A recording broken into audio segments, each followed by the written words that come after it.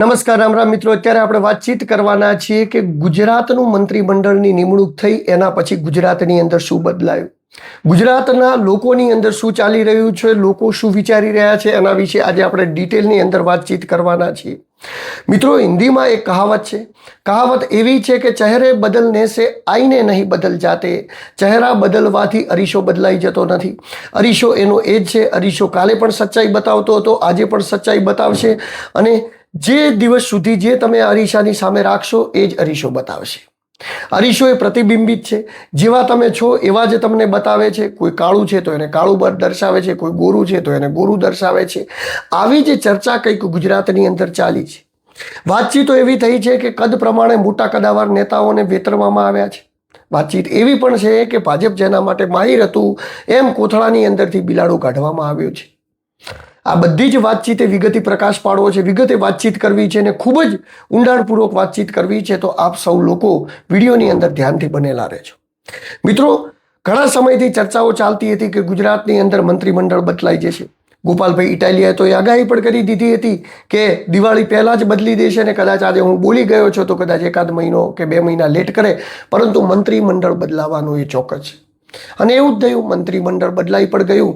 એક જ દિવસે એક જ કોઈને ખબર પણ ન હતી ને 16 મંત્રીઓને એવું કહી દેવામાં આવ્યું કે તમે રાજીનામું આપી દો.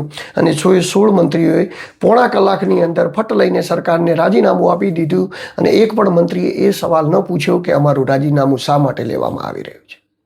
સવાલ અહીંયા એ પણ નથી કે રાજીનામું લેવામાં આવ્યું. સવાલ અહીંયા એ પણ નથી કે રાજીનામું લેવામાં આવ્યું તો એ કેમ ન બોલ્યા કંઈ. પરંતુ વાતચીત એ છે કે મિનિસ્ટર પદ આખું બદલી નાખ્યું ને એની અંદર જે ચાલુ મિનિસ્ટરો હતા એમાંથી કોઈને એવો પ્રશ્ન પણ ન પૂછી શક્યું કે કેમ અમને બદલવામાં આવી રહ્યા છે.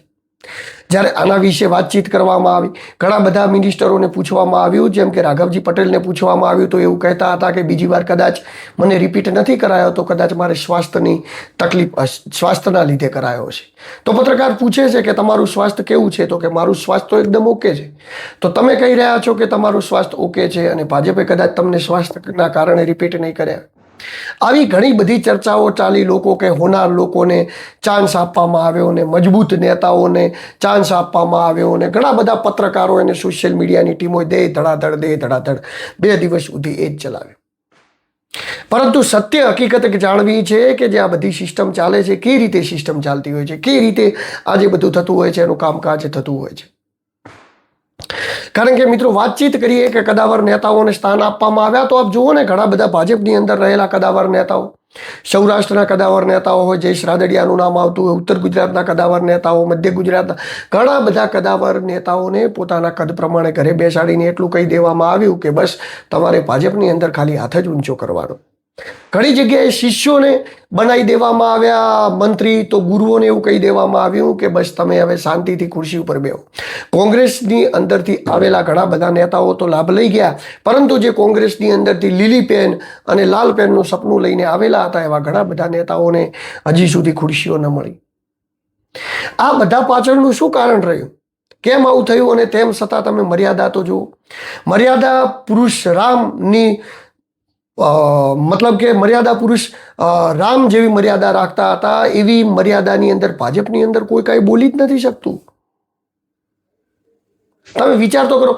હાર્દિકભાઈ પટેલને પૂછવામાં આવ્યું હતું કે મને તો હજી 2 જ વર્ષ થયા છે ધારાસભ્ય બન્યા ને, તો એમાં વાંધો શું છે? આવનારા સમયમાં પાર્ટી મારા વિશે પણ મતલબ કે વિચારશે. હજી ઘણો બધો સમય છે. જ્યારે અલ્પેશજીને પૂછવામાં આવ્યું ત્યારે એમને એવું કહી દીધું કે મારી ટીમના મેમ્બર સ્વરૂપજી બન્યા, જે વાતની મને ખુશી છે. એક ડાલ પર 2 પંછી રે બેઠા, કોણ ગુરુ કોણ ચેલા, એ વાળી વાતચીત અત્યારે થઈ રહી છે કે ગુજરાતની અંદર શું ચાલી રહ્યું છે એ જ કોઈને ખબર પડતી નથી. ભૂપેન્દ્રભાઈ પટેલ સીએમ સાહેબનું એકનું રાજીનામું ના લઈ બીજા 16 મંત્રીઓનું રાજીનામું લઈ લેવામાં આવ્યું. 16 મંત્રીઓથી પાછા 26 મંત્રીઓ બનાવી દેવામાં આવ્યા. એટલે કે 16 ઓછા પડતા હતા તે 26 બનાવી દીધા. અને 26 બનાવી દીધા એની અંદર પણ એવી જગ્યાએ એવા માણસોને બનાવવામાં આવ્યા કે કોઈને કાંઈ ખબર જ નથી કે કેમ બનાવવામાં આવે, શું બનાવવામાં આવે.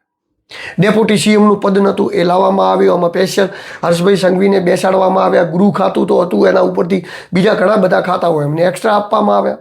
હવે તો એ જ ખબર નથી પડતી કે ગુજરાતની અંદર સીએમ એ ભૂપેન્દ્રભાઈ પટેલ છે કે પછી હર્ષભાઈ સંઘવી. આવા ઘણા બધા સવાલો લોકોના મનની અંદર થયા, લોકોને સવાલો ઉઠ્યા, પરંતુ એ સવાલો ઉપર કોઈ ચર્ચા જ ન થઈ, એ સવાલો ઉપર કોઈ વાતચીત જ ન થઈ, એ સવાલો ઉપર કોઈ વિગતે ચર્ચા ન થઈ.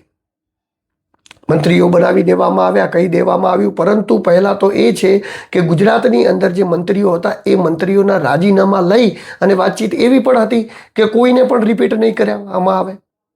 પરંતુ તેમ છતાં 6 મંત્રીઓને રિપીટ કરવામાં આવ્યા. તો 6ને કેમ રિપીટ કરવામાં આવ્યા અને 10ને કેમ રિપીટ ન કરવામાં આવ્યા? આવા ઘણા બધા સવાલો ઉઠ્યા. ક્યાંક કોકની ઓળખ નાની પડી ગઈ છે, ક્યાંક કોકની લાઈન નાની પડી ગઈ છે, ક્યાંક અમારા ગ્રુપનાને આપો ને ક્યાંક અમારા ગ્રુપને આપો ને, એ રીતે ગ્રુપરિઝમની અંદર ક્યાંક ઘણા બધા માણસોનો ભોગ લેવાઈ ગયો છે. અને આવી જ બધી ચર્ચાઓની અંદર જઈએ તો ગુજરાતની અંદર પણ આ રીતની પ્રથા ચાલે છે. ઉત્તર ગુજરાતથી લેવામાં આવ્યા, સૌરાષ્ટ્રથી લેવામાં આવ્યા, જાતિગત સમીકરણોને ધ્યાનમાં રાખવામાં આવ્યા. પાટીદાર સમાજના આટલા, ઠાકોર સમાજના આટલા, ઉત્તર ગુજરાતમાંથી આટલા, સૌરાષ્ટ્રમાંથી આટલા, મધ્યમાંથી આટલા, દક્ષિણમાંથી આટલા અને સિટીઓની અંદરથી આટલા. પરંતુ આ બધાના મૂળ અંતે વિચારીએ તો સત્તાનું બિંદુ ક્યાં જઈને અટકે છે? આ જે લોકોને બનાવવામાં આવ્યા એ લોકોને માત્ર મિનિસ્ટર પદ તરીકે બનાવવામાં આવ્યા. બાકી જે કામ કરવાનું છે, કામનું ઓર્ગેનાઇઝેશન ક્યાંથી થાય છે?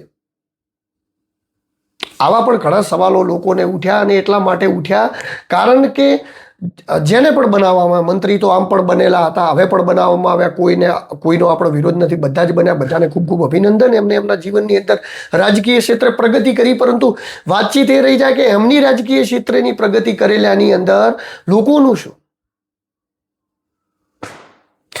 બોટાદથી લઈ અને સુઈ ગામના સુધીના ખેડૂતો, સુઈ ગામના ખેડૂતો પૂર પીડિત છે, આંદોલન માટે કરી રહ્યા છે, સતત માગી રહ્યા છે, ઘરવખરી માગી રહ્યા છે, ઘણું બધું કામકાજ કરી રહ્યા છે, હેરાન પરેશાન થઈ રહ્યા છે કે સરકાર એમને ક્યારે ચૂકવશે. અને એ જ સમયગાળાની અંદર બનાસકાંઠામાંથી બે મંત્રી બનાવવામાં આવે છે, જેમાં સ્વરૂપજી અને પ્રવીણભાઈ માળી હોય.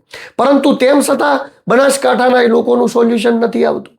બનાસકાંઠાને ખૂબ બધું આપી દેવામાં આવ્યું. તો સાચી વાત છે, બનાસકાંઠાને ખૂબ આપી દેવામાં આવ્યું. બનાસકાંઠાની અંદરથી બે મંત્રી આપી દેવામાં આવ્યા. બનાસકાંઠાની અંદરથી અધ્યક્ષ જગદીશ વિશ્વકર્માને આપી દેવામાં આવ્યા. ત્યારબાદ ડેપ્યુટી સીએમ હર્ષ સંઘવી પણ બનાસકાંઠાથી એમનું બિલોંગ કરે છે. તો બધું જ અધ્યક્ષ સાહેબ પણ બનાસકાંઠાથી છે. પરંતુ આ બધાની વચ્ચે ક્યાંક ને ક્યાંક એ લોકોના સોલ્યુશનનું શું? એ લોકોના પ્રશ્નોનું શું? આટલા બધા મિનિસ્ટરો, આટલી બધી વસ્તુઓ બનાસકાંઠાની અંદરથી આપવામાં આવી છે કે બનાસકાંઠાની અંદરથી છે, તો બનાસકાંઠાના એ લોકોનું સમાધાન ક્યારે અને ક્યાં? પરંતુ આ રાજનીતિક વિષય છે. રાજનીતિની અંદર કેવું હોય છે કે જે લોકોથી જોડાયેલું હોય છે, પરંતુ લોકોના કામ સહી માયનામાં સારી રીતે થાય એવી રીતનું જોડાયેલું હોતું નથી. આવી ઘણી અટકળો ગુજરાતમાં પણ ચાલી રહી છે. બોટાદના ખેડૂતો કરદા પ્રથા માટે સતત પ્રદર્શન કરી રહ્યા છે. આમ આદમી પાર્ટીના મોટા નેતાઓને જેલમાં પૂરી દેવામાં આવ્યા છે, કારણ કે એમને જે કરદા પ્રથાનો વિરોધ કરતા હતા એ જગ્યાએ હિંસા ફાટી ગઈ. અને જે જગ્યાએ હિંસા ફાટી એ જગ્યાએ ખેડૂતો જે આવ્યા હતા તેમનું સરકારના ઋષિકેશભાઈ પટેલ મંત્રીશ્રી એવું કહી રહ્યા છે કે જે ખેડૂતો આવ્યા હતા એ બધા બહારના હતા. જો ખેડૂતો બહારથી આવ્યા હતા તો પછી જે એ ઘરોની અંદર જે ખેડૂતોને તમે કાઢીને જેલમાં પૂર્યા એ ખેડૂતોને કેમ લઈ ગયા? તમને ખબર જ છે કે બહારથી આવેલા એ તોડફોડ કરી હતી. સ્થાનિય લોકોનો એ જ ગુનો કે જે જગ્યાએ જે વસ્તુ થઈ, જે આંદોલન થયું એ જગ્યાએ એના આપણે રહેવાસી હતા. એટલે ભારતની અંદર કોઈ પણ જગ્યાએ ભારતના સંવિધાન અધિકારથી રહેવું એ ખોટું છે. તો પછી આવા ઘણી બધી આવી પ્રથાઓની વચ્ચે આવું બધું ચાલી રહ્યું છે. એના વચ્ચે મિનિસ્ટરો બદલાઈ ગયા અને મિનિસ્ટરોને બદલવામાં આવ્યા અને જેમ તેમ કરીને એ જગ્યાએથી લોકોનું ધ્યાનને ડાયવર્ટ કરવામાં આવ્યું. અને જે લોકોનું ધ્યાન ડાયવર્ટ કરવામાં આવ્યું ત્યારબાદ મંત્રીમંડળ કોને મળશે ને કયા સમાજને કેટલું મળશે, કયા સમાજને આ મળશે ને ઓબીસી સમાજમાંથી આવશે ને, અરે ભાઈ શું છે? દે ઠોકાઠોક. અને આવી જ બધી નીતિઓના કારણે આમ પ્રજા એ હેરાન થઈ રહી છે, આમ પ્રજા એ પરેશાન છે. અને લોકો એવી ચર્ચા કરી રહ્યા છે કે શું ચહેરા બદલવામાં આવે એનાથી આઈનો બદલાઈ જાય? તમારી જે હકીકતો એ છુપાઈ જાય. બદલવાની જરૂર છે સરકારને, સરકારની નીતિઓ, સરકારને ખેડૂતોની નીતિઓ, સરકારને બીજી બધી નીતિઓ બદલવાની જરૂર છે. મિનિસ્ટર તમે બદલો કે ન બદલો શું ફરક પડે, સરકાર તો તમારી જ. દેશી ગામડાના લોકોની અંદર કહેવત કહી રહ્યા છે કે કિલો બદલવાથી ભેંસ વધારે દૂધ ના આવે, એ તો આખી ભેંસ જ બદલવી પડે. પરંતુ આ જે બદલવાનું લોકો વિચારી રહ્યા છે એમના માટે ક્યાંક ને ક્યાંક ઓપ્શન નથી મળી રહ્યો. ઓપ્શન મળી રહ્યો છે તો કોંગ્રેસ જેવું જોવું એવું પ્રદર્શન નથી કરી રહી. ઘણી બધી જગ્યાએ વિરોધ કરે છે, ઘણી બધી જગ્યાએ કોંગ્રેસ એકદમ નિષ્ક્રિય છે. ગુજરાતના ઘણી બધી જગ્યાએ કોંગ્રેસ ખૂબ મજબૂત છે અને ઘણી બધી જગ્યાએ તો બિલકુલ નિષ્ક્રિય છે. તો એવું ને એવું આમ આદમી પાર્ટીનું છે. ઘણી બધી જગ્યાએ ધીરે ધીરે મજબૂત થઈ રહી છે, તો ઘણી બધી જગ્યાએ હજી સુધી આમ આદમી પાર્ટીનું વજૂદ પણ નથી. સૌરાષ્ટ્રની અંદર આમ આદમી પાર્ટી ચાલી છે, ઉત્તર ગુજરાતની અંદર હજી આમ આદમી પાર્ટીનું વજૂદ નથી. સિટીઓની અંદર આમ આદમી પાર્ટી ચાલે છે, પરંતુ ગામડાઓમાં હજી ઘણા બધા ગામડાઓમાં આદિવાસી વિસ્તાર ઘણી બધી જગ્યાએ હવે ધીરે ધીરે પકડ થઈ રહી છે, પરંતુ જેવી જોવે એવી મજબૂત પકડ નથી. સામે કોંગ્રેસનું પણ એવું છે કે ગ્રામીણ વિસ્તારોની અંદર પ્રદર્શન કરે છે, પરંતુ સિટીઓની અંદર કોઈને ખબર જ નથી કે કોંગ્રેસ કોણ છે. તો આવા ઘણા બધા મુદ્દાઓના લીધે હવે લોકો હેરાન પરેશાન થઈ રહ્યા છે કે કરવું તો શું કરવું. સત્તા બદલવી તો કોને આપવી, બદલીને કોને લાભવા કોણ આવી શકે છે. બાકી જે મજબૂત માણસો છે આમે પણ જીતે છે. આમ આદમી પાર્ટીમાંથી આવતા હોય, ત્યારબાદ કોંગ્રેસમાંથી આવતા હોય, કોઈ પણ પાર્ટીની અંદરથી આવતા હોય, આપ જોઈ લો કે આમ આ જે લોકો છે જીતે છે, પરંતુ એ જીતે છે અને વિરોધ પક્ષ સબળ બને તો ક્યાંક લોકોને એવી પણ આશા છે કે કદાચ વધારે ક્યાંય નહીં પણ અમારા પ્રશ્નોનું સોલ્યુશન આવે. પરંતુ અત્યારે તો ગુજરાતની અંદર એક સત્તું શાસન થઈ ગયું છે. અધિકારીઓને એમ છે કે ભાજપ ક્યારે જવાની જ નથી, એટલે ભાજપના નેતાઓ સિવાય બીજા કોઈનું સાંભળતા નથી. નેતાઓને પણ એમ છે કે અમારે કોઈ સરકાર ક્યારે જવાની જ નથી, એટલે એ લોકોનું નથી સાંભળતા. અને લોકોને હવે તો એમ થઈ ગયું છે ભાજપ ક્યારે જવાની નથી, એટલે આખું 5 વર્ષ વિરોધ કરે ને પછી છેલ્લે જઈને ભાજપને વોટ આપી આવે. તો મિત્રો, આ બધું જ જે થઈ રહ્યું છે ગુજરાતની અંદર થઈ રહ્યું છે, પરંતુ એના વચ્ચે ગુજરાતની અંદર નવું મંત્રીમંડળ આવી ચૂક્યું છે. અને નવું મંત્રીમંડળ એ હવે ફક્ત કેટલા દિવસ રહેશે કે જેટલા દિવસ ઇલેક્શન આવશે, એટલે કે 2027 સુધી 2 વર્ષ માટે મંત્રીમંડળ નિમણૂક કરવામાં આવી છે. ત્યારબાદ ફરી ચૂંટણી આવશે ને જો ફરી કદાચ નસીબ એવા હશે કે કમનસીબે પણ ભાજપ આવી જશે તો પાછા ભાજપની અંદરથી મંત્રીઓ નવા બનાવી દેવામાં આવશે. આ ચહેરા હશે એમાંથી કોઈ પણ ચહેરાને રિપીટ નહીં કરવામાં આવે. હા, ઘણા બધા ચહેરા એવો છે કે જે મજબૂતાઈથી ઘણા બધા સમયથી લે છે. પરસોત્તમ સોલંકી કરીને છે, ઘણા સમયથી મંત્રી પદે હોય છે, એમને કોઈ મંત્રી પદેથી હટાવવાવાળું હજી સુધી પેદા નથી થયું. અને આ બધું એવી રીતે જ થઈ રહ્યું છે અને એવા પ્રોપર પ્લાનિંગથી થઈ રહ્યું છે કે જે જેની લાઈન, જે જેની સિસ્ટમ ચાલી રહી છે એનું જ કામ થઈ રહ્યું છે. બાકી બીજા ખાલી તો બધાને પછી પાર્ટીની અંદર રહીને હાથ જ ઊંચા કરવાના છે. અને આ કામ જે થઈ રહ્યું છે એની અંદર પણ લાઈન સિસ્ટમો ચાલી રહી છે. ઘણા બધા લોકોની લાઈન કામ કરી રહી છે, ઘણા બધા લોકોની લાઈન નથી કામ કરી રહી. કોઈ કહે છે કે આ મોદી સાહેબના માણસ છે, કોઈ કહે છે કે અમિતભાઈના માણસ છે, કોઈ કહે છે કે આનંદીબેન પટેલના માણસ છે. આવા ગ્રુપોની ચર્ચાઓ પણ ગુજરાતની અંદર હવે ધીરે ધીરે જોર પકડ્યું છે. ઘણા બધા કદાવર નેતાઓને સાઇડલાઇન કરવામાં આવ્યા, તો એવી પણ ચર્ચા છે કે એવા કોઈ સ્વતંત્ર નેતાને હવાલો નથી આપવા માંગતા કે જે પાર્ટી સામે પણ અવાજ ઉઠાવી શકે. એવા જ બધાને લાવવા માગે છે કે જે ખાલી એમ કહે કે ભાઈ રાજીનામા મૂકવાના છે, એટલે પૂરો કલાકની અંદર 16 રાજીનામા મૂકી દે.